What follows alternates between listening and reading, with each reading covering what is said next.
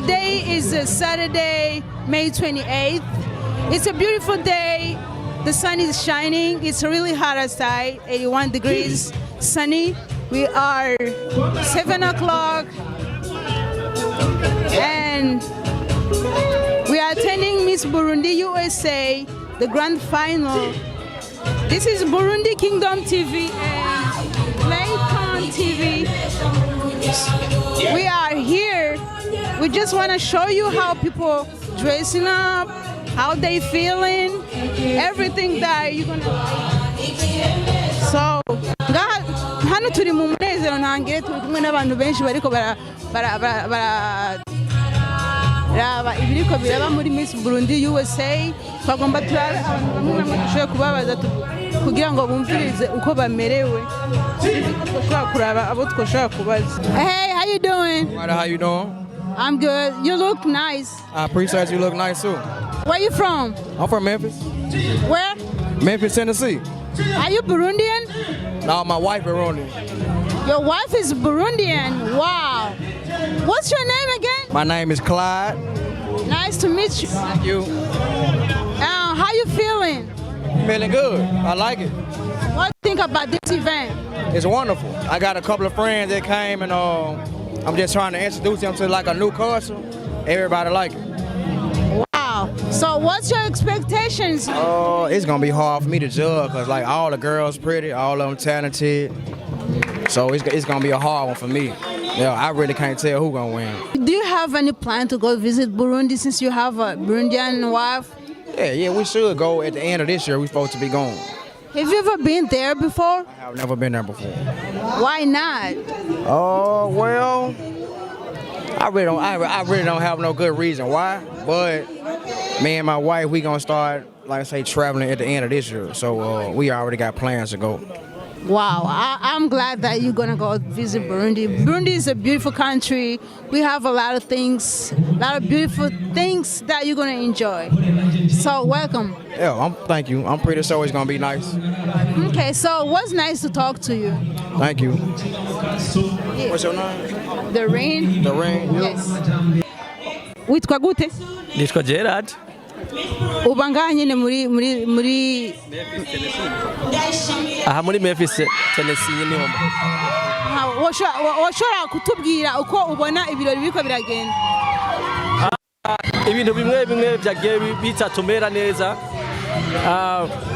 Nuko ibintu byerekeye abamisi byinshi na byinshi batagiye babikora nkuko oye byari bikenewe uko twari tubiziga siko byabaye.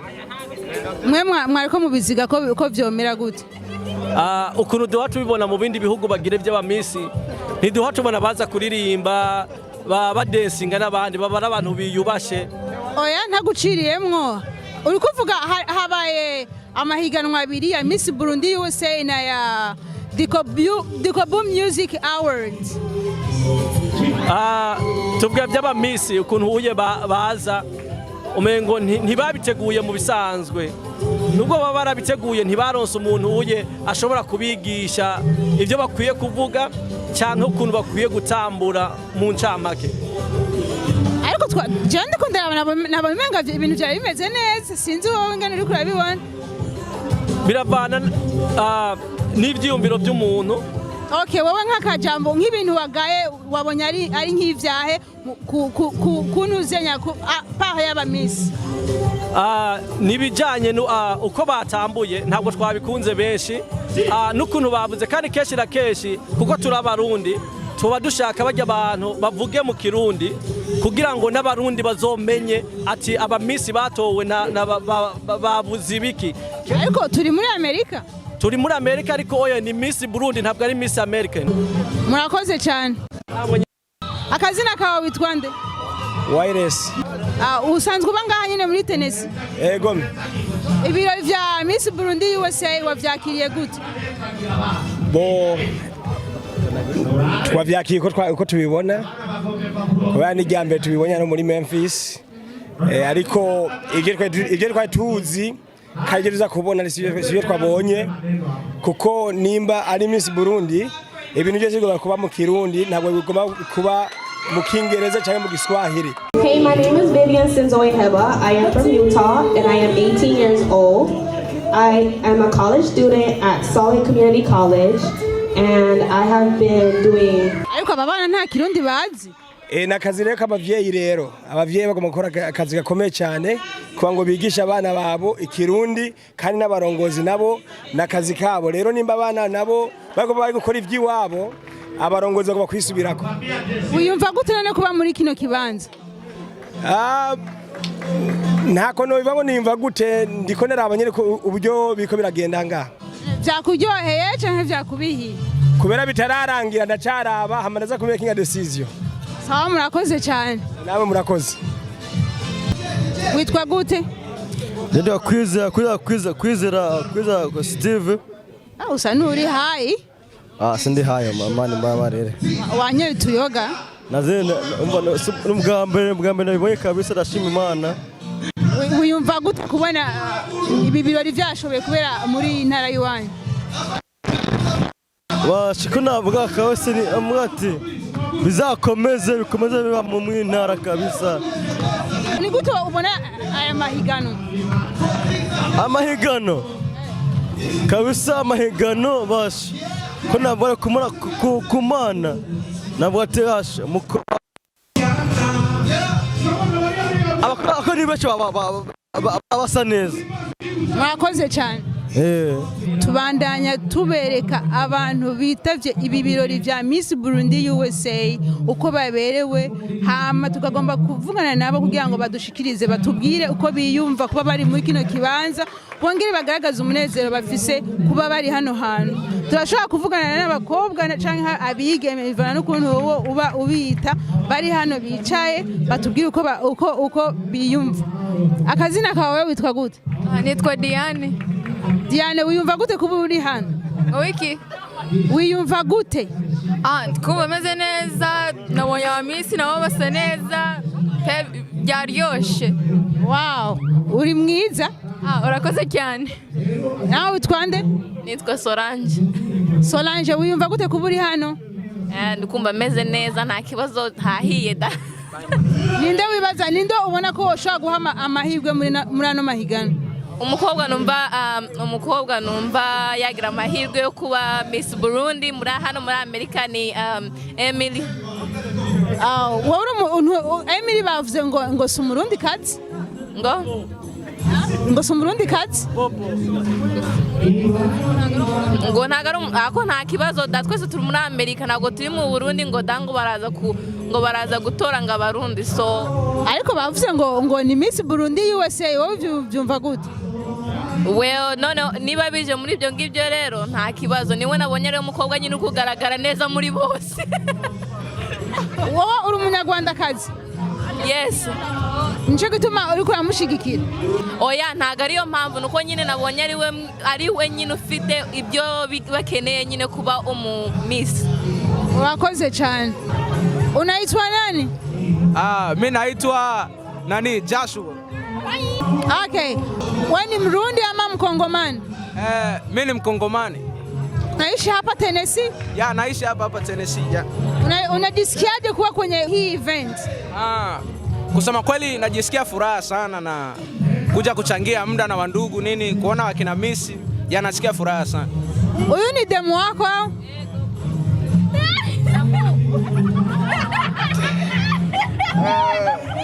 Muulize yeye akwambie. Hey, ni boyfriend wawe? Yep. Yes. Wow, you guys looks nice together. Wiyumva gute kuba wazanye muri kino kibanza n'umuntu mukundanye? Unajisikiaje kuwa pamoja na mtu ambaye una date naye kwa hii event?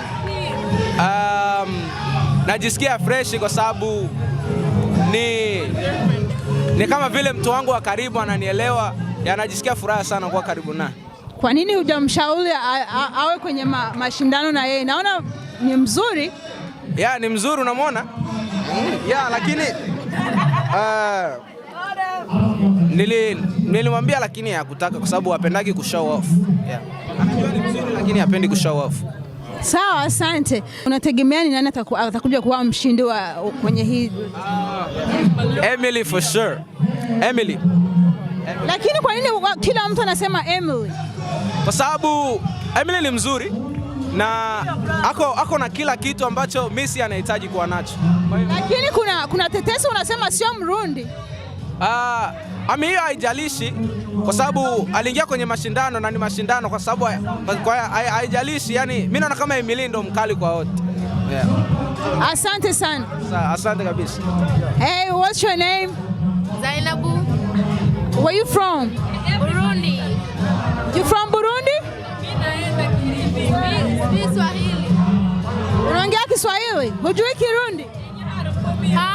Haujui Kirundi? Najua.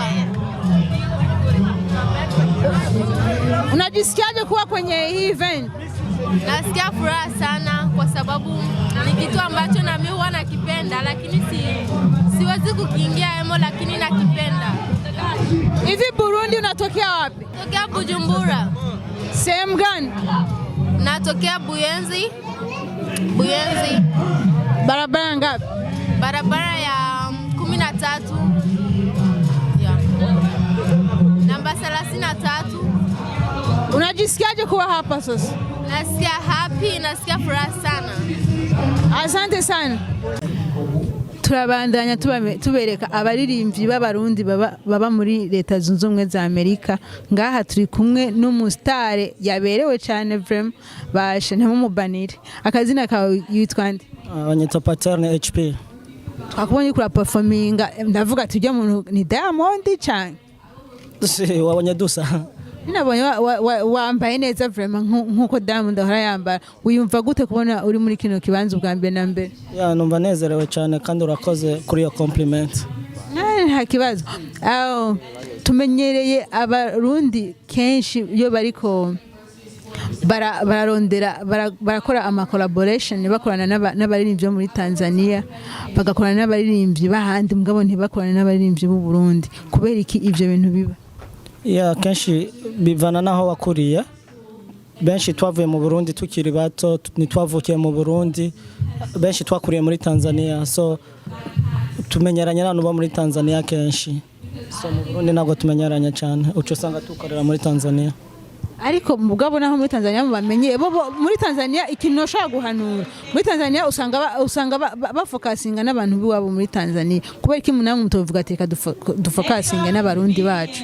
No, umuntu atangurira ahabonye nkuko abantu bamumenyereye, amamunyo mukagenda buke n'ahandi. No mu Burundi tuzashika. Tubwire programme zawe z'umuziki, aho wifuza kugera n'ivyo umaze kugera ko kubera umuziki. Ibyo tumaze gukora ni byinshi, ariko umuntu arabandanya akora. Twifuza yuko tuzogera kure nk'abandi baririmbyi bakuru aho bageze. Yeah. Umuziki ufata nk'akazi canke nukwiryohera? Umuziki ndawufata nk'akazi, niyo mpamvu mbona hano yatsaba ari akazi ntabwo nagushika hano. Urumva bisigura muri company ntugendayo ni ku muziki gusa, right? No, mu bisanzwe n'abajya bakora umuziki bafite n'ibintu bakora, bafite amakampani, bafite ibintu byinshi, so ni wacu ukora ikintu kimwe umva uriyungura ukatera imbere mu bindi bintu. Urakoze cyane. Urakoze nawe. Twakubonye uri urahiganirwa muri DICOBU Music Awards. Uri amahirwe ko havutwa ijya modoka irazinde. Witeguye urabona ati vraiment hajye nijeyo canke wagize akantu ati je vraiment hajya bize kugenda neza? Je nakoze ibyo nshoboye, abajaji nabo barabona yuko uyu muntu yakoze cyangwa atakoze, ariko je kubwe wanje nakoze ibyo nshoboye. Sawa, urakoze cyane. Thank you. We are live here on the red carpet. This is and Burundi Kingdom TV. Doreen is on the mic. How you feeling? I'm feeling really good. Oh, that is actually my best friend. She's about to perform. Yeah. So. You look gorgeous. Thank you. So are you? I'm good. Hold on. Can we take a pose right quick? I need to celebrate her right quick. Oh, never mind. Okay. I have a few questions that I want to know from you. What's your expectations Well, I'm expecting for Miss Burundi USA to be somebody who's actually gonna do something for the community. Yeah. What do you like to tell people who attend this event? Well, I would like to tell the people who attended this event I would like to first thank them, for coming up and supporting our young women and young men, and to continue showing up. Are you Burundian? No, I'm not. Where are you from? I'm from Rwanda, but I'm here to support my sister. Who's your sister? Her name is Emilienne. Yup. So how come she's here? This is Burundian. It's Burundian event. How come she's here? Well, we're not sister by blood, but we're sister by friendship. So yeah. Oh wow! I was surprised. I was like, why? Right? Yeah. Okay. Would you like to say anything else? Well, I wish her good luck. Okay. Thank you. Thank you. Je nditwa Rukata Sadiki nkaba mvuka ndi Murundi ndi Munyabururi Bururi ni Rumonge navukiye mu Minago aho bajya Marobe ndanezerewe ko cyane kuno rubanza kw'aba bana ndari Irobe inyama yokeze hanyuma waheruka kurya uburobe ryari? Washaka kutubwira akazina kawe? Nitwa Karisa, ndi umunyekongo uvuga ururimi rw'ikinyarwanda. Uri umunyekongo uvuga ururimi rw'ikinyarwanda kumenga ntibitahuritse? Ni ukuvuga ndi umunyekongo ariko nitabiriye ibirori bya Miss Burundi. Yego, abarundi n'abanyarwanda abakongomani turi muri East African Community, ubu ni ibihugu indwi. Wiyumva gute rero kubona waje hano gushigikira abarundi bagenzi bawe muri habaye ihiganwa rya Miss Burundi USA, habaye na DICOBU Music Award. So wiyumva gute ku bintu byabaye byose? Ushaka kutubwira amajambo make ko wiyumva nuko ubibona? Ndiyumva neza cyane kubera ndishimye, twese turi abanyafrika. Niyo mpamvu ibirori nk'abanyafrika bagenzi bacu bagize tuba twabyitabira, ariko by'umwihariko nshimiye abarundi muri rusange kuko bino birori bigaragaza ko gukunda igihugu, bigaragaza kuzamura urubyiruko bakamenya iyo bava. Rero niyo mpamvu nshimiye abarundi cyane. Mwakoze cyane. Ubona amahirwe uhavuye ahande bo uri kuraba muri baje bakobwa barenganye canke mu baririmbyi bagiye baducaje imbere, ubona amahirwe uyahande wewe ku bwawe? Amahirwe ndayaha mbona kurikiza amarangamutima yanjye. Hari umukobwa nabonye abikwiriye bita Emery, ariko n'abandi nabo baramutse batsinze nta kibazo kubera nabonye ari abari b'abarundi bameze neza. Urakoze cyane. Wavuze ngo witwa nde? Nitwa Karisa Nkandagira. Urakoze kubona wadushigikiye kandi utari n'umurundi. Nakaye kajambo wobwira abakunzi ba Burundi Kingdom TV hamwe n'abakunzi ba Brighton TV?